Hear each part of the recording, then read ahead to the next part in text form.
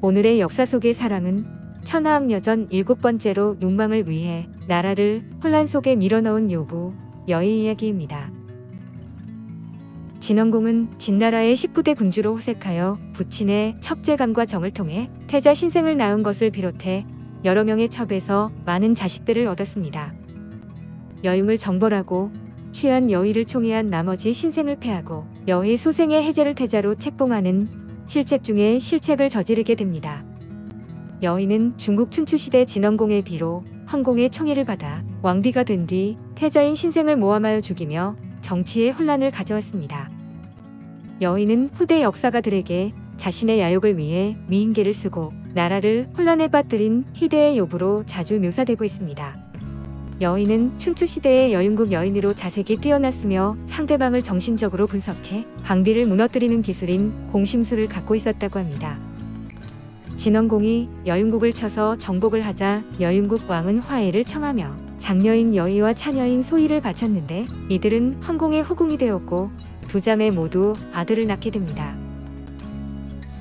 진원공에게는 8명의 아들이 있었는데 태자 신생과 공자 중에 이호가 현명하고 품행이 착해서 기대가 컸습니다. 진원공은 제왕공의 딸인 제강과 혼인이 약조되어 있었지만 아버지인 진무공이 차지해버립니다. 그러나 진무공이 늙어 제강을 제대로 건수하지 못하자 그녀와 정을 통하게 되며 아버지가 죽자 그녀를 부인으로 맞이합니다. 진원공은 제강과 사이에서 장남 신생을 얻었고 적종 여자인 호의와 결혼해 훗날 진문공이 되는 중의를 얻었습니다. 그러나 여의를 얻고 난 후에는 진원공은 새아들과 관계가 소원해졌는데 여의는 진문공과 새아들 사이에 이간질을 시작해 태자인 신생을 죽이려고 합니다.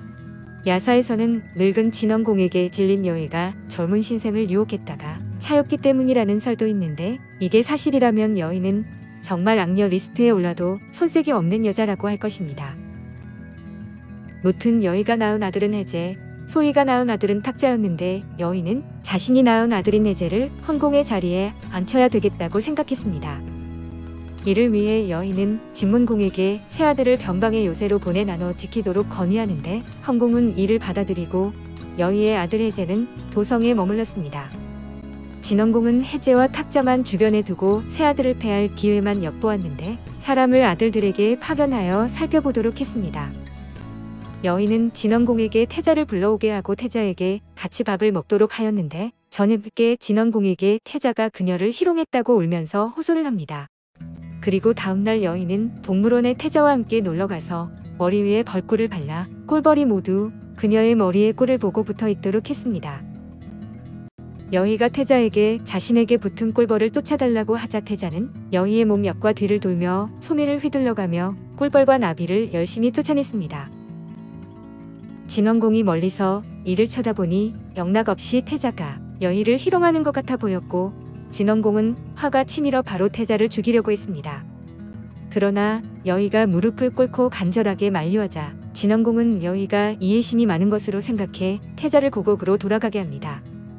여의는 황공 앞에서는 항상 태자의 편을 들면서 비밀리에 사람들에게 태자를 비방하도록 해서 자신의 자식을 태자로 세우려고 할 정도로 매우 교활한 여자였습니다.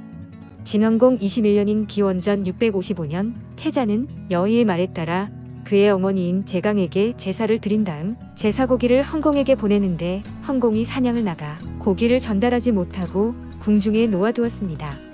여의는 이것이 기회이라고 생각해 사람을 시켜 고기에 독을 넣고는 황공이 사냥에서 돌아오자 주방장이 제사 고기를 황공에게 바쳤습니다.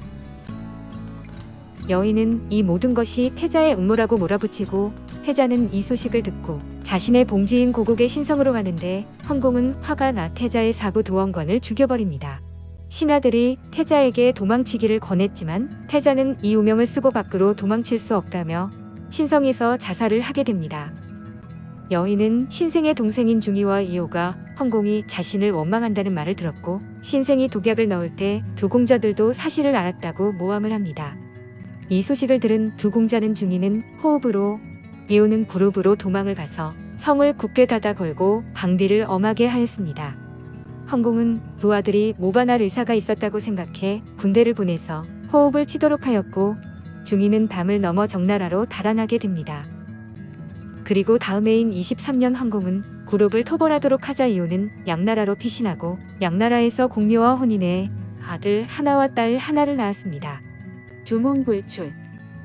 신생이 직상에서 적인과 싸우려 할 때 진문공의 외조부인 호돌이 신생을 태자에서 밀어내려는 참언을 이유로 말렸습니다.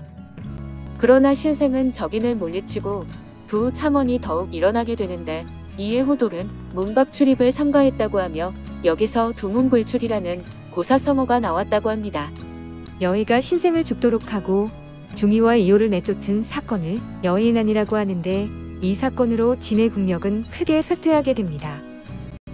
황공은 순삭을 재상으로 삼고 죽으면서 해제를 후사로 삼도록 부탁하지만 이극과 대부 비정이 해제를 살해하게 됩니다. 순삭이 해제의 아우인 도자를 옹립하고자 하지만 이극은 도자마저 살해하고 진나라의 도움 아래 이오를 옹립하게 됩니다. 또한 자신의 아들을 왕을 만들려고 이 모든 사단을 일으킨 여의는 태자를 무고한 죄가 폭로되어 피살되게 되는데 이것을 여의의 화라고 합니다.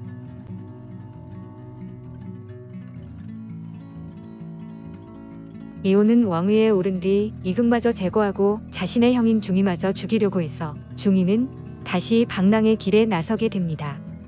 중이는 호일 이오의 아들 어가 왕위에 올랐을 때 진나라 대군의 호의를 받으면서 돌아와 유랑 19년 만에 옥저에 오르게 됩니다. 한식과 중이. 계자추는 중국 춘추시대의 사람으로 문공이 망명생활을 할 때 그를 모셨는데 문공이 왕위에 올랐지만 계자추를 등용하지 않았습니다. 실망한 그는 어머니와 산에 들어가 살았는데 나중에 문공이 자신의 잘못을 뉘우치고 그를 부르게 됩니다.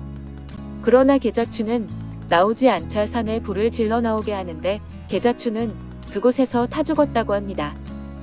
계자추가 타 죽은 것을 기리는 날이 한식인데 이 때문에 이날은 찬밥을 먹는다고 합니다. 파란만장한 중이의 이야기는 중국에서 중이전이란 드라마로 만들어지기도 했는데 드라마의 여의 역으로 한국 배우 한채영이 출연했습니다. 여의는 후대 역사가들에게 자신의 야욕을 위해 미인계를 쓰고 나라를 혼란에 빠뜨린 희대의 요부로 자주 묘사되고 있습니다. 해가 지면 나는 날마다 나무에게로 걸어간다. 해가 지면 나는 날마다 강에게로 걸어간다. 해가 지면 나는 날마다 산에게로 걸어간다. 해가 질 때 나무와 산과 강에게로 걸어가는 일은 아름답다. 해가 질 때 사랑하는 사람을 그리워하며 사랑하는 사람에게로 산그늘처럼 걸어가는 일만큼 아름다운 일은 세상에 없다. 김용택, 연애 하나.